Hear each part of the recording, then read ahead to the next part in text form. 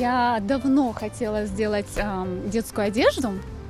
И вот когда я сама стала мамой, я прям загорелась этой идеей. Коллекция хотела подчеркнуть детскую сущность, непосредственность, легкость, свободу. Обязательно колорит добавить крымско-татарский.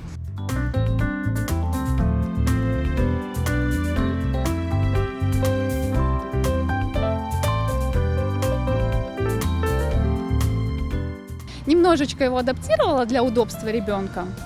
Вот, но его использовала, потому что, на мой взгляд, он очень красивый и стильный, и практичный. Вот.